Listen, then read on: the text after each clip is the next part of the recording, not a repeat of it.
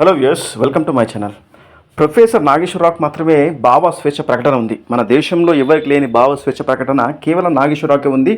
మిగతా ఎవరికి లేదు. మిగతా వారికి ఆ భావ స్వేచ్ఛ ప్రకటన లేదు. ఎందుకంటే ఆయన ప్రత్యేకమైన ఒక హక్కును తీసుకొచ్చుకున్నాడు.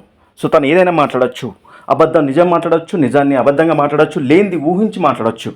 సో ఎదుటి వ్యక్తి మాత్రం అలాంటి స్పందన ఉండకూడదు. ఎందుకంటే ఈయన తెచ్చుకున్న ఒక ప్రత్యేకమైన హక్కు, భారతదేశంలో తనకు మాత్రం ఒక ప్రత్యేకమైన హక్కు ఉంది. దాంతోపాటు ఈయనని తిరిగి ఈయన ఏదైనా మాట్లాడితే ఆంధ్ర తెలంగాణ అంటూ ఒక రౌండ్ టేబుల్ సమావేశం కండక్ట్ చేసి పవన్ కళ్యాణ్ గారిని పిచ్చి బూతులు తెచ్చాడు. ఆ రౌండ్ టేబుల్ సమావేశంలో పాల్గొనేది ఎవరంటే జర్నలిస్టులు అంట. జర్నలిస్టులు ఒక్కడికి కామన్ సెన్స్ లేదు. ఒక్కడికైనా జర్నలిజం అంటే ఏంటో తెలుసో లేదో తెలియదు. వాళ్ళ చేత పచ్చి బూతులు తెట్టించాడు. ఈ ప్రొఫెసర్ అనే వ్యక్తి ఇంత చిల్లర వ్యక్తి అని ఇప్పటివరకు అర్థం కాల. అంటే నీ అసలు రంగు ఒకటి ఏంటిదో బయటపడింది.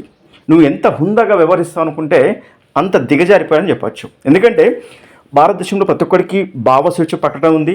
కానీ జరిగిన విషయాన్ని అనాలిసిస్ చేసి అది ఏది కరెక్టు ఏదని చెప్తే బాగానే ఉండేది. లేని విషయాన్ని డైరెక్ట్గా ఒక వ్యక్తి పైన రుద్దితే అది ఏమవుతుంది? అది నింద అవుతుంది. ఆ నిందను అందరు తీసుకోలేరు. వాళ్ళకు కూడా భావస్వేచ్ఛ ప్రకటన ఉంటుంది కదా. అలా కాకుండా తిరిగి తనకి కౌంటర్ ఇస్తే తనని జైల్లో వేస్తున్నారని, లేకపోతే ఏదో ఒక అపోహ సృష్టించి తెలంగాణ ఆంధ్ర అంటూ ఈ వ్యక్తి ఆంధ్ర వ్యక్తుల గురించి మాట్లాడవచ్చు. భారతదేశంలో ఏ వ్యక్తి గురించైనా మాట్లాడవచ్చు.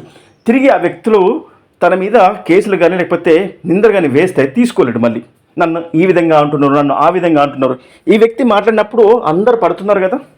ఈ వ్యక్తికి మాత్రమే ప్రత్యేకమైన హక్కులేమి లేవు కదా.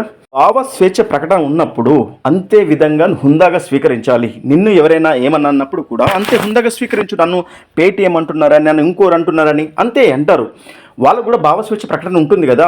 కేవలం నువ్వు ఈ స్టూడియోలో లేకపోతే యూట్యూబ్ ఛానల్లో కూర్చొని మాట్లాడేంత మాత్రానా ఏదో భారతదేశానికి నువ్వు ఏదో సాధించి పెట్టనలేవు కదా.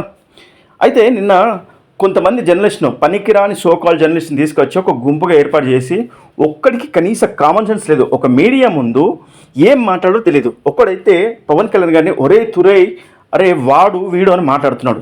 సిగ్గు శరం ఉన్నదా నీకు? ఎలాంటి పొజిషన్లో ఉండి ఎలాంటి మాటలు మాట్లాడిస్తున్నావు? ఇదా నీ సభ్యత సంస్కారం? నిన్ను హుందాగా స్వీకరించాడు. నిన్ను అసలు పవన్ కళ్యాణ్ గారు జైలుకు అనే ఒక వర్డ్ వేస్తే అవసరం లేదని కూడా చెప్పాడు. సో అక్కడ నువ్వు వ్యవహరించిన తీరేదంటే నీ చిల్లర గుణం ఏంటో బయటపడింది.